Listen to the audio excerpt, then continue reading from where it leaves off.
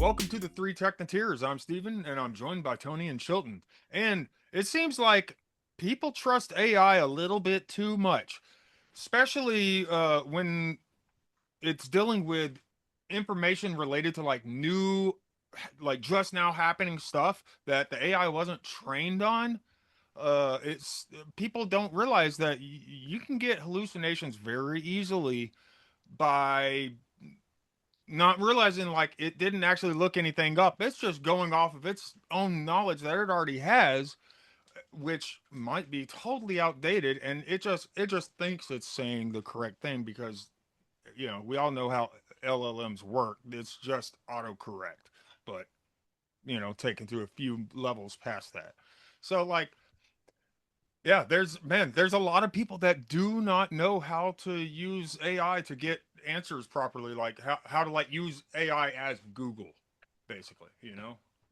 Yeah, it seems like too, like even historically looking at it too. So you almost got to like fact check that AI is actually Yeah.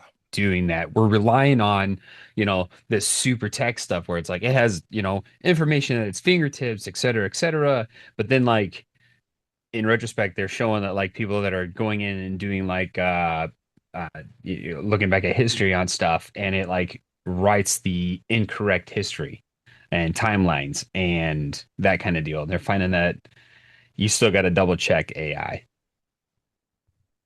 Yeah, Yeah. I noticed that one of the if you look at how people handle discourse online right now and have for 20, 30, 40 years probably, well, since the beginning of the web, um, actually since the beginning of Usenet, it's always been a matter of what's the source. So if someone says, they're going to launch a rocket tomorrow and try to blow up the moon, you would say, okay, what's the source?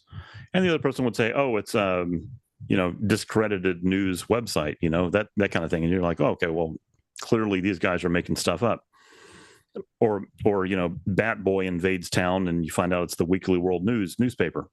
So it's kind of one of the things you can go back to the source and look at and go, okay, well, that's obviously wrong. But when people are used to the source being Google or being Meta or being some big company, and there's not a website behind it, they assume it's right, and so you have because it's right a lot of the time, but sometimes it's just wrong. And so if it's something that where the website's looking something up or needs to, or the AI is supposed to look something up and it doesn't do that, then the information's going to be old at best, possibly just wrong if it just makes something up.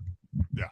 Oh yeah. And that's what I'm seeing a lot of. I was looking for skateboard decks, like specific skateboard decks uh that they're made with like fiberglass or carbon fiber or something, whatever, and I was trying to find a specific one, and I was trying to use Chat GPT to find it, but it kept thinking I was talking about some different company because like the letters are like one letter off or something like that.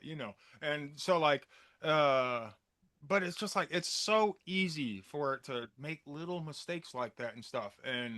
Uh and so like yeah, like research, any kind of research and stuff, you have to have it show its work and show its sources and stuff. Otherwise, like, Yeah. you can't believe a word from it. And just ask for sources. Just say, how do you sort? Where'd you get that information? And it's as simple as that. And most of the time, the AI will say, like Claude will say, "Oh, you were right to push back on that," or Google will say, "Oh, my mistake. I didn't thoroughly investigate this first," or something like that. Usually, it's very apologetic. But if you go with the first answer, it's often it can be very easily wrong. One of the things that the thing I was pointing out today It's was this thing wrong with like half the time on first answer. A lot oh of yeah, stuff, especially like, on Google. I've noticed Google's results oh are really dude, bad. yeah, no, it's so bad. Theirs is definitely the worst. Which I'm sure they're, because the Google search is such a popular feature, so I'm sure they're using the bottom of the barrel AI for that one. So Yeah. I mean, that's a lot of processing power for all those searches. Yeah, yeah, exactly. Yeah. I think that's the example I was giving that I was talking about earlier was there's a place here in town called Bill Miller's Barbecue. It used to serve hamburgers back in the '60s or something like that, and everyone liked them. And then they stopped serving them for some reason. And then recently, they have the employees started telling customers, "Hey, we're going to start selling hamburgers again starting on Monday. And if you want one, you got to call ahead and all this stuff. Well, people posted this in the San Antonio foodies group, and everyone, some people were very excited, and then other people started posting stuff. Well, I asked ChatGPT, I asked Claude, I asked Gemini, and they all said that it's not happening, and this is just fake. This is made up, and so someone lied to you. And so I thought, oh, well, it's entirely possible. Let me go check. And I asked Claude, the same thing. Is it Bill Miller's? Are they going to serve hamburgers? And it said, no, there are no plans to serve hamburgers. And I said, okay, well, what are your sources? The Bill Miller's website does not list hamburgers. That's it. That was the source. That was the whole source. And then it just worded Monday that came, in a way that matches your prompt, Right. So Monday came, they're selling hamburgers.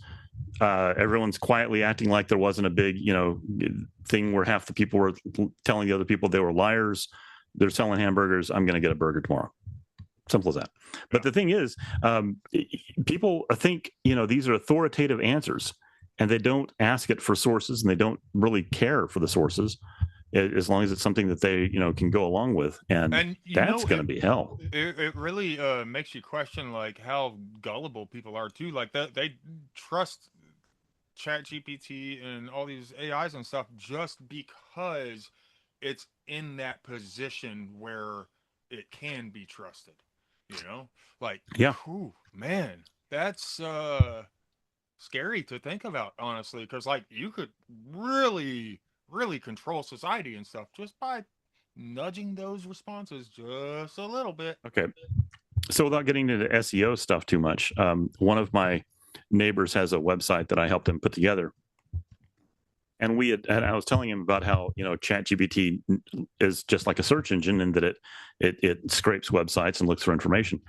And so I asked him, I asked ChatGPT in front of him. I said, what do you know about neighbor's name, who does such and such? And it said, oh yeah, this guy, blah, blah, blah, blah. And the last thing on there was, he is a world-renowned something or other. I don't remember what it was. And my neighbor said, oh my God, that's not true at all. Why does it think that? And then I remembered, I put that on his website. It was a little joke. It was a joke. I put it on there. And then I was like, oh yeah, okay, I got to remove that. So I went and removed it. But the funny thing is, it straight up told him that, it told me this guy is a world-renowned blah, blah, blah. And it didn't say why it thought that. The reason it thought that was just because it was on his website. And I get that, hey, I mean, that looks legit to me. It's right, like the right. guy himself saying he did it. So exactly.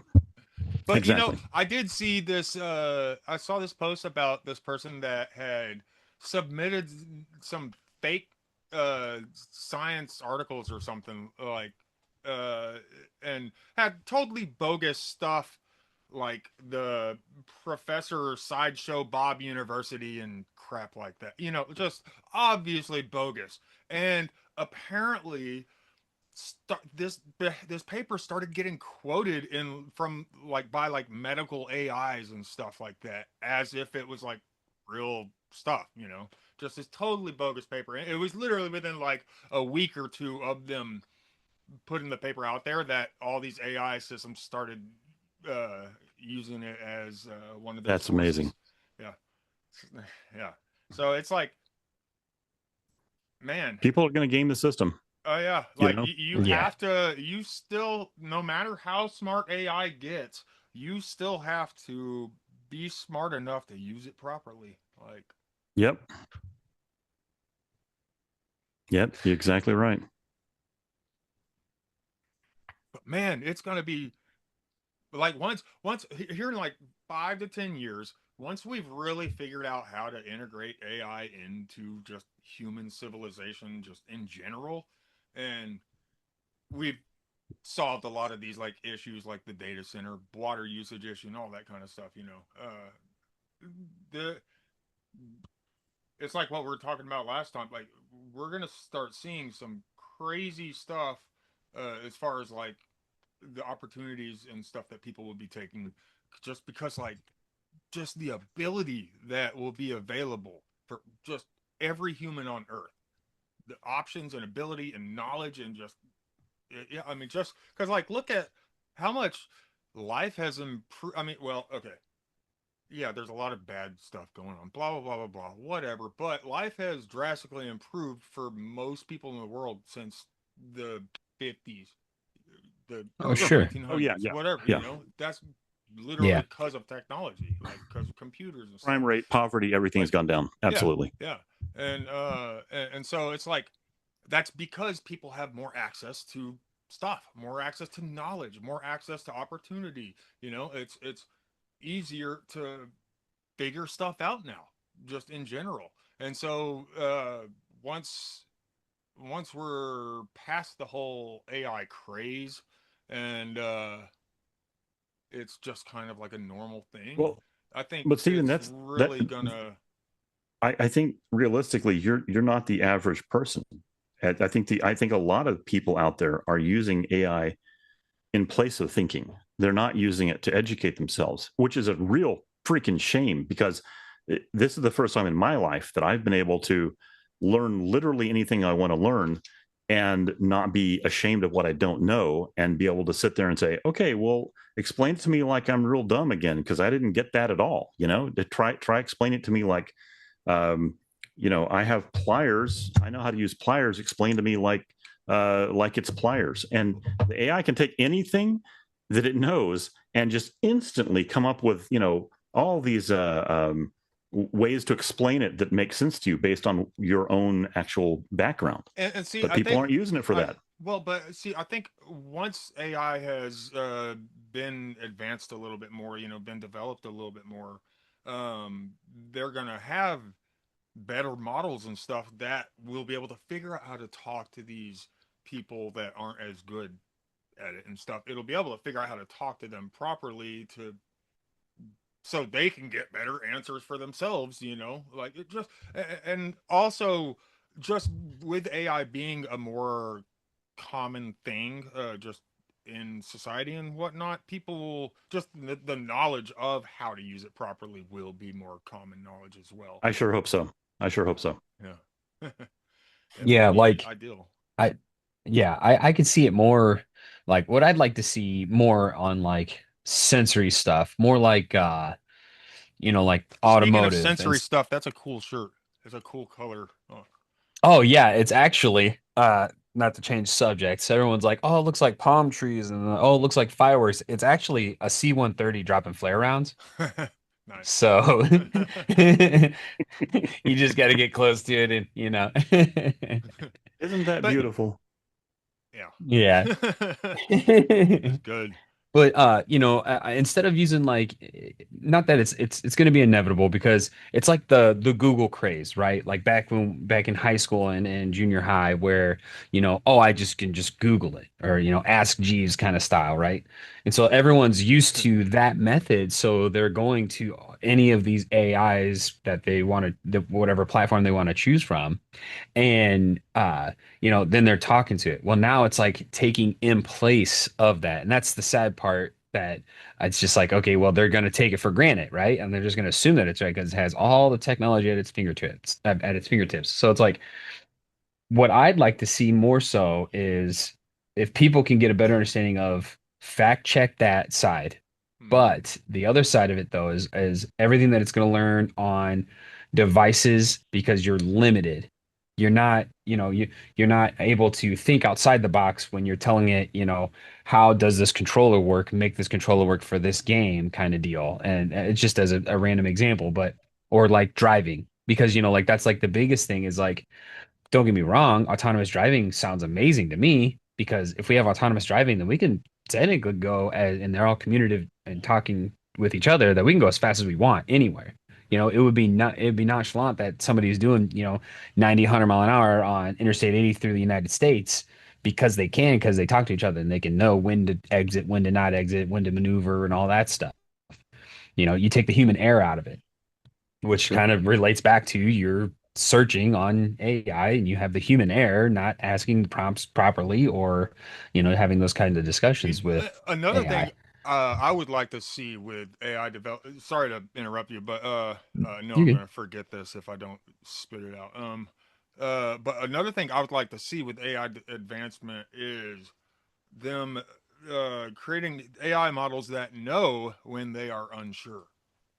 Mm, You know, instead of just hallucinating and sounding, trying to yeah. just sound correct just for the sake of sounding correct, even if it's not. Like, Wouldn't it be cool if it had a score next to each of the thoughts that it had? Like, yeah. so It, 50% chance this is right. Yeah. apparently there's kind of a way that you can do that, but I haven't really looked into it. It's like basically like if it was kind of on the edge between choosing this token or whatever, then you can kind of use that as a score of like if it was confident or not, but it doesn't really let you know like if it was actually unsure of what it's saying or not.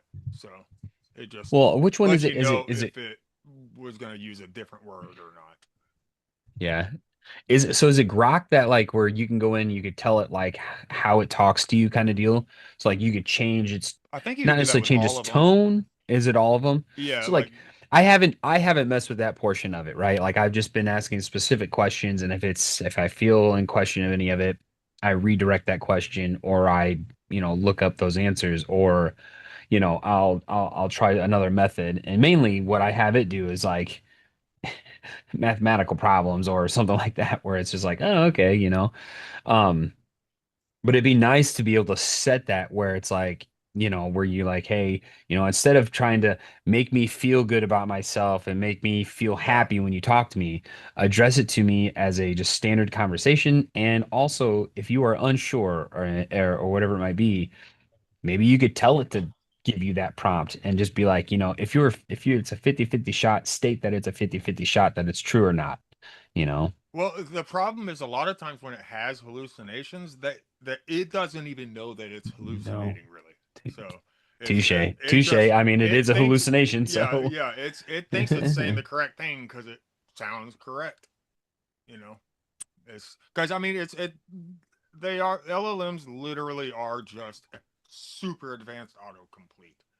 I mean they guess which next piece of a word should come next after your prompt, and then they look at it again with that piece included and guess which should come next after that, and then look at it again with those two new pieces, and guess which should come next after that, and just keeps doing that over and over until it has a full response.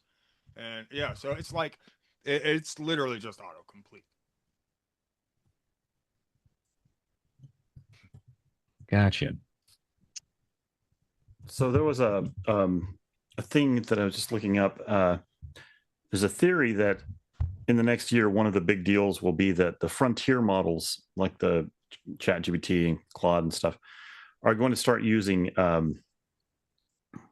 uh, local models in their little like co-work apps that have some kind of guardrails that can let you know or that can try to steer it in the right direction for us for a given knowledge domain. So you might have one that's specifically for programming or specifically for chemistry or specifically for truck maintenance, and then those have access to all of the latest information on a particular thing, but they're not good outside of that.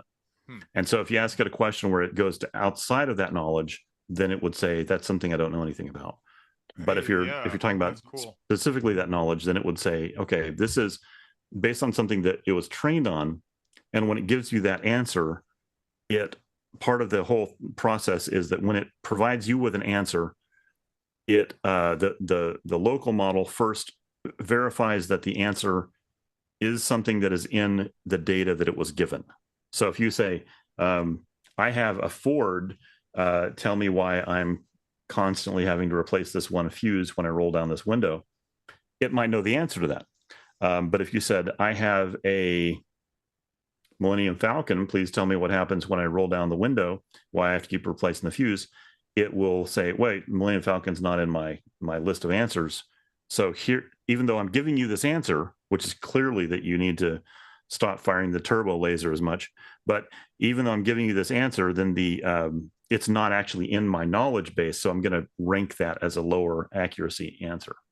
See, that's So that'd actually be Because I was actually thinking about for my robot, basically using the LLM just as like a logic engine and not for its knowledge, and only using like the database of knowledge or whatever, like the knowledge it gains as it's living its life, as it's experiencing existence, only using that as its knowledge. And then I feel like it would make the LLM work a lot better as far as like being a robot, anyways. But oof, dang, brain fart. I had a point. Mm, well, it's gone. If you had one of those implants, you would remember the point you're Yeah, going to make. yeah. Dang. Well, you're talking about using a small model for your robot, and I wonder if you're talking about using it for logic, and so Oh there yeah, have been yeah. some. Oh That yeah, well if you that way it can't. Yeah, just like you were saying, like it would be able to literally confirm against its knowledge base, like if it knows something or not, and then yeah. I think that is the correct way to go with it. Really. It Just might like be. I mean, it should uh, help. yeah, yeah. It's not going to. I'm sure there's still going to be some problems with it, but at least it's a arrow in the right direction. Yeah, because to me, that's the biggest thing, the biggest advantage of LLMs isn't that they can store all this knowledge, it's that they can use logic, you know, Right. to make any kind of decision.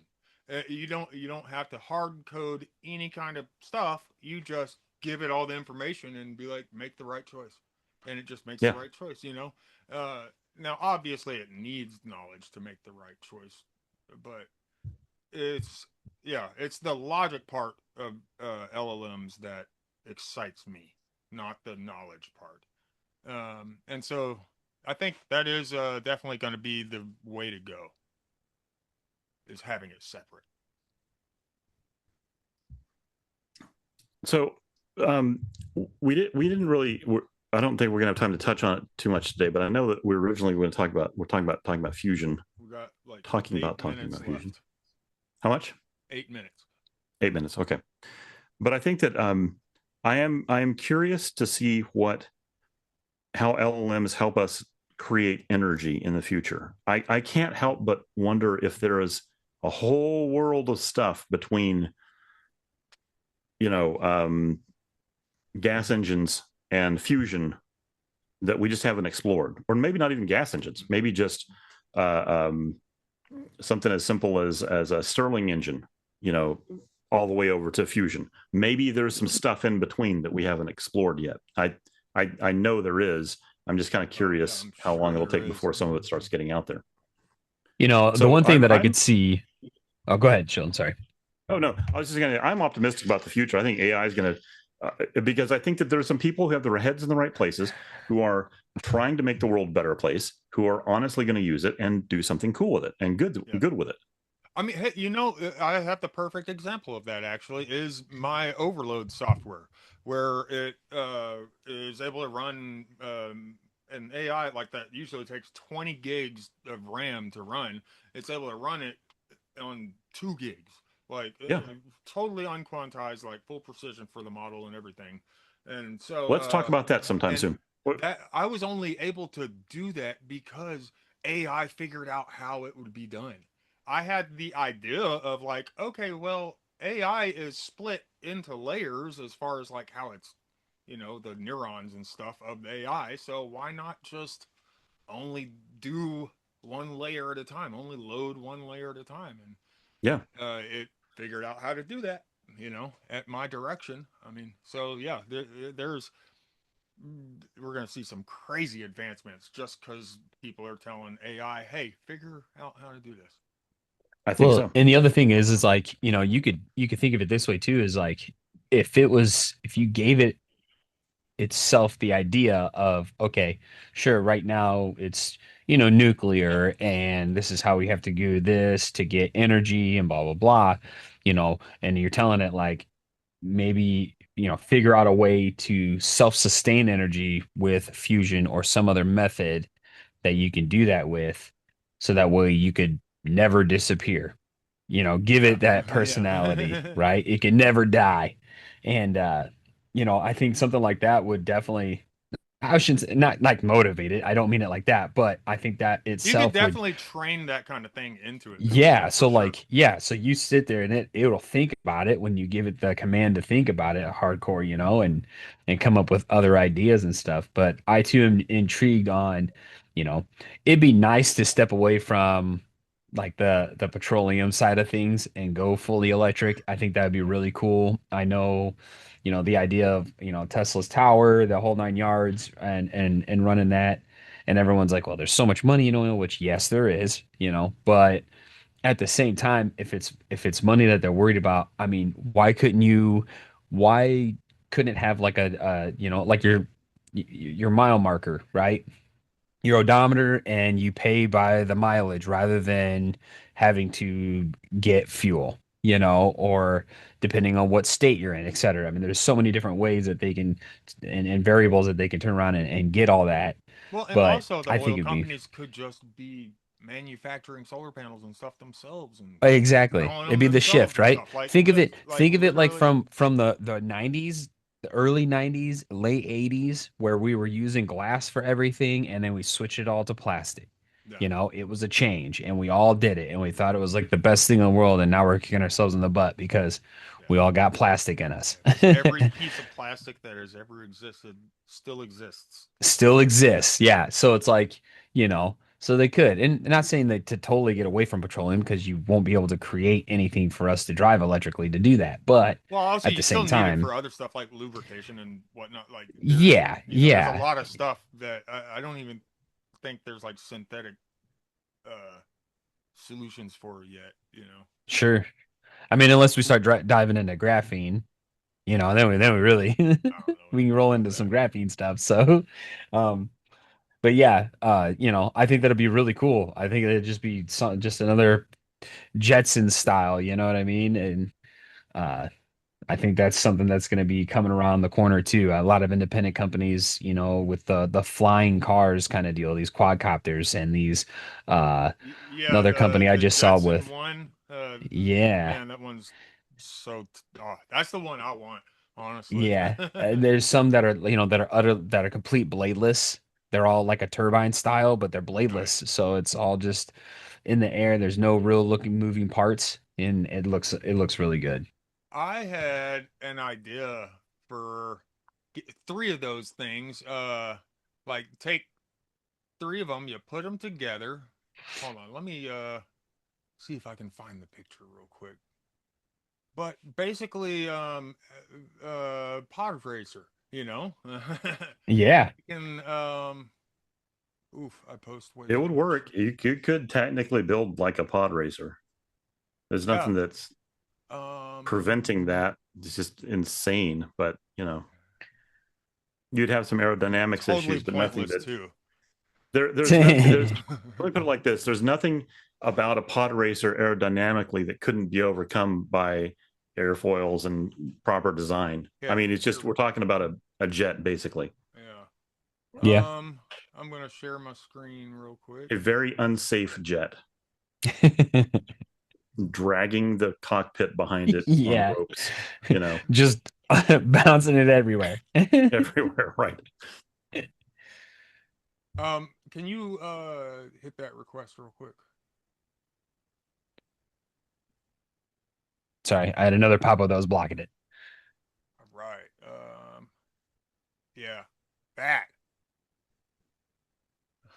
Can y'all see that? Okay. Yeah. I Got the mean, it would Jetson one work, there, and then a couple big Yeah. drones in the front with jet engines. Like yeah, that's a damn pod racer right there. Like, Dude, and that is that a pod is racer. literally possible with technology we have right now.